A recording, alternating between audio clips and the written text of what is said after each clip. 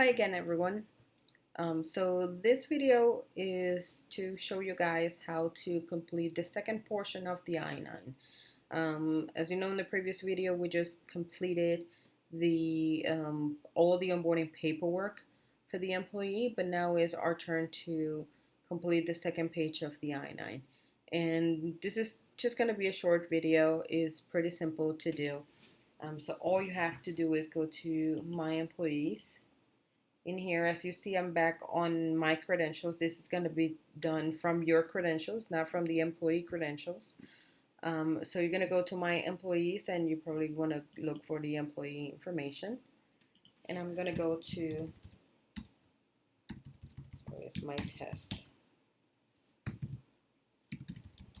Employee. So you're going to look for your employee, and you might go here to the profile of the employee. We're going to go straight. You might see a little less tabs of what I see, but you should be seeing an HR tab. And you're going to go and click on that HR tab, which will throw you in this one in here. And you will see all the employee forms that we just have completed from the employee side. And all of them are going to say employee completed from there. So we're going to look for the I-9, and we're going to go here, and this will allow us to view the form and also edit. Okay, so you're going to see that you're going to view the form, and this form, obviously you're not going to be able to edit from here because this is done from the employee side and it's already created and completed. So what you're going to do is kind of scroll down a little bit. I believe here is the third page, and you are going to complete now the second page of the I-9. So what you do is basically same as you will do on My Staffing Pro. Since you already selected from here, or the employee selected from here that is a citizen, pretty much everything that it's paperwork, but for citizens related, it will be kind of here available for you to choose. So you can either choose a US passport or a US passport card. All the list from the list B and list C will be available here for you. So just for this exercise, I'm just going to believe that we're doing the driver license and a social security card as we normally will have. And in this case, it's going to be for New Jersey, but you could choose whatever state you're in or the driver license is for. And you're going to do then the number. So we're going to do random numbers in here. Then the expiration date.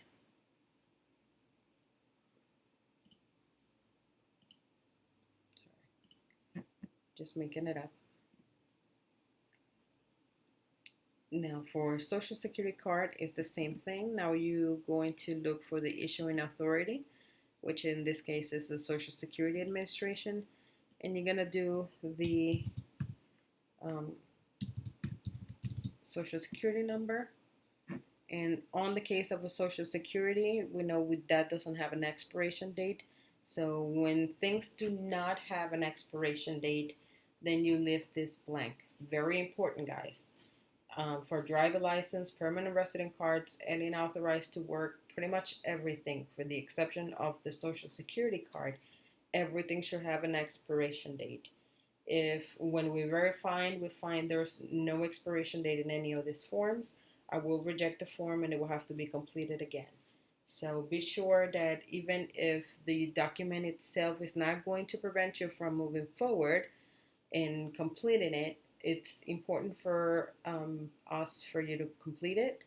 So if it's not in there, just it's going to be rejected. So be sure if we're dealing with any ID that is not a social security card or a birth certificate that do have an expiration date, that expiration date has to be listed in here. All right. So from there is your title. Whoever is completing it, it could be the hiring. I'm just gonna use hiring manager. And you're going to now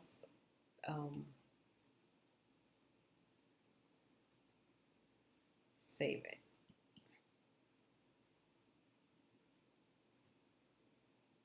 Once it's saved, you don't have to save it. Once I tell you guys again, you could save it in order to keep it kind of locked or be able to go out and submit it in the future. But once you have it completed, you have to go in here, and this three little dots is not right out here, so just a bit tricky, but not much.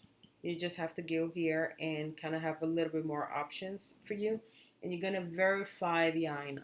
Once you verify the I-9 is when really it's gonna lock you out for you. So you will do it with your own password, not the employee password. This is you signing in off on it. And you want to, and this is where you're actually going to put the date where the employee first date of work was. As you guys know, it's pretty important to keep it compliant. So if it's not compliant, as you have experienced before with my staffing pro, will be the same idea. It will be rejected. So I'm going to use today's date, and I agree. And now you'll see that pretty much everything that we completed is now no longer um, being able to be fixed. I cannot edit anything anymore. Unless I unverify it because I spotted something that is not correct. I can unverify and go back and fix it. And then once it's fixed, I go and verify it again. Kind of left from there. I verify it again, and I will have to sign off again on it. Oh, I forgot the dates. And that's a great thing about it. You guys will not miss any information. Pretty much it's a required field. So if you don't do it, the system will simply reject it until you complete it correctly. All right. So now I re-verify it, and now it's again back to non-editable way.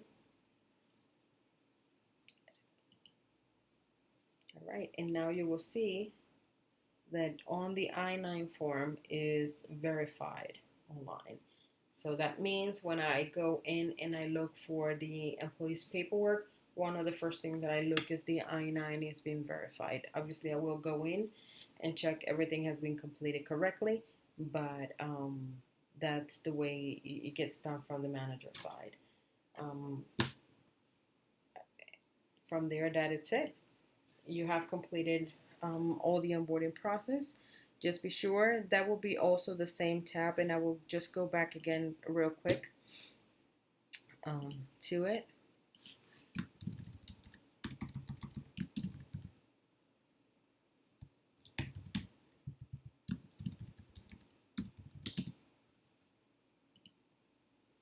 Back to it.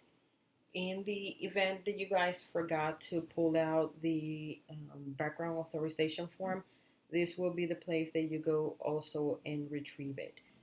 You see the background authorization form is right here. You just go right in here